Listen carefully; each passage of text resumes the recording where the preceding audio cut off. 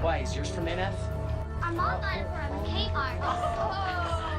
I think the thing that upsets me the most is that it's not just products that are being marketed to children, but values. And the primary value that's being sold to kids over and over and over again is the value that things or stuff or brands will make us happy.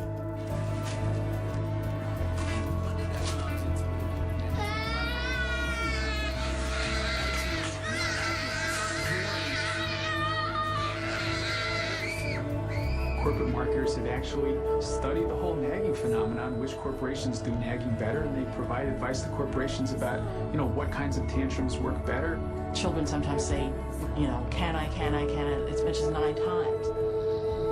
Will you take him out and splash more? No. Will you take him out and splash more? No. Will you take him out and splash more? No. And part of the nag factor is designed to help maximize the number of times children will keep asking and keep asking. Will you take him out and splash more? Will you take him out and splash more? If I take you, will you two shut up and quit bugging me? Yeah, of course. Well, will you take him out and splash more? Yes. Thanks, Dad. So these kids have a lot of power in the economy. The advertisers know it, and they are going after them in a way that is unprecedented. It's the place where I want to be.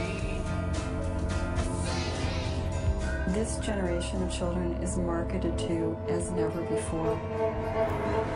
Kids are being marketed to through brand licensing, through product placement, marketing in schools, through stealth marketing, through viral marketing.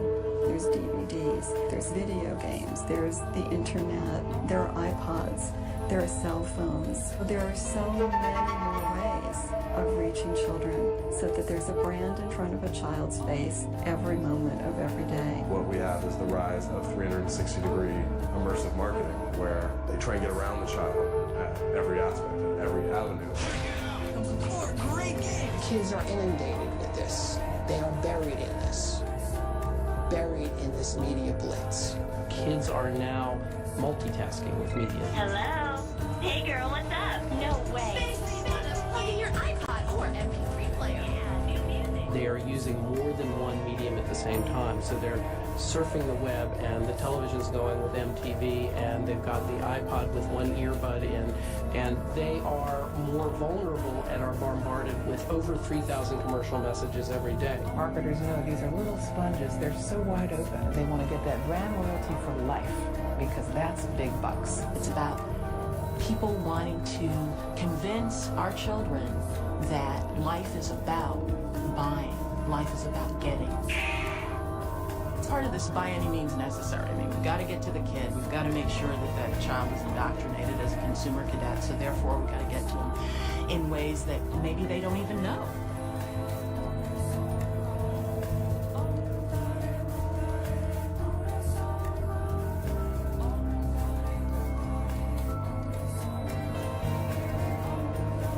Most would say that the idea of using actors to trick the public for political purposes is preposterous.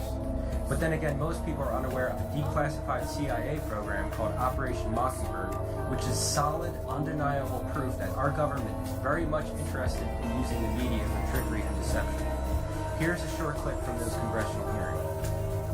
Do you have any people being paid by the CIA who are contributing to the National News Services, AP and UPI?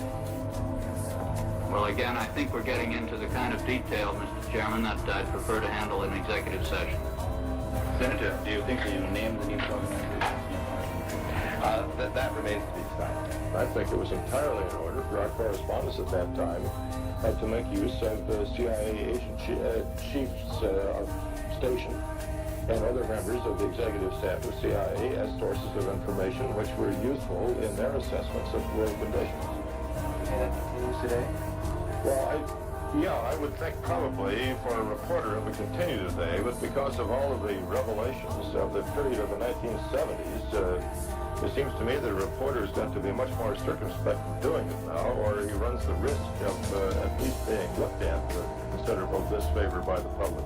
I think you've got to be much more careful about it. In 1948, there was a law passed so that our government couldn't use propaganda against its own citizens.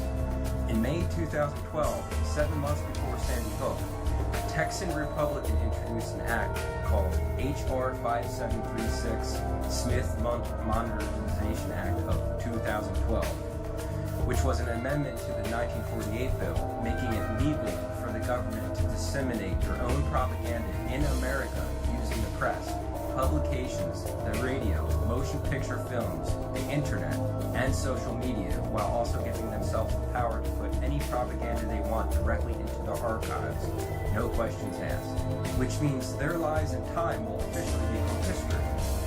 We all know we've been already receiving propaganda through film and the mainstream media for decades, so you have to wonder what level they intend on taking it with this bill.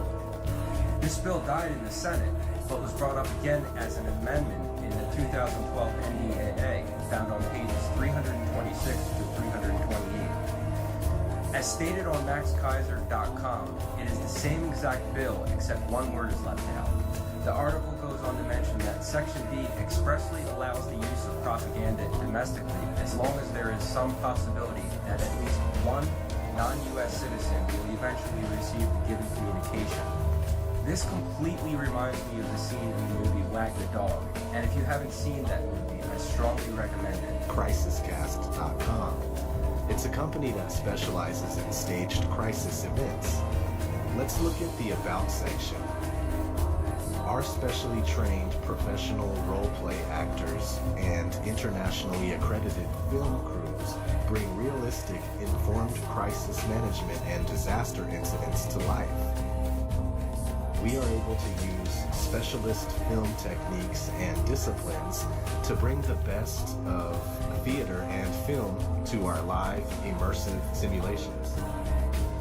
Crisis events. We rehearse and deliver highly credible, immersive crisis events which we can film and supply as interactive training tools. Let's scroll down here. These are some of the main positions that run the show. Emergency Services Advisor, Behavioral Psychologist, Production Manager, Cohort Wrangler, aka the Handler.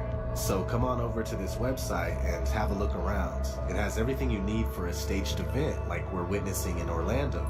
I'm not saying this is the company, but it's a company just like it, guaranteed. Let's go back to the Home tab and scroll down. Clients and Associates. What's this? G4S? Isn't that the company Omar Mateen works for? Oh yeah, it is. So now we have a huge connection to a crisis acting company.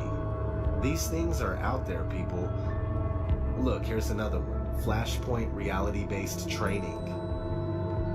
And another, Magnum Services, Casualty Simulation Specialists. Look at that logo. So yeah, another piece of the puzzle. This whole thing has just been ripped apart. 100% fake bullshit. Do not fall for this. This is exactly what they want.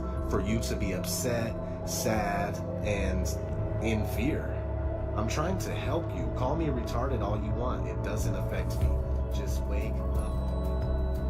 The so-called witness and student by the name of Blair Stokes, whose tweets and testimony was featured all over the media, with odd and awkward interview as always, as they always are. In your last words?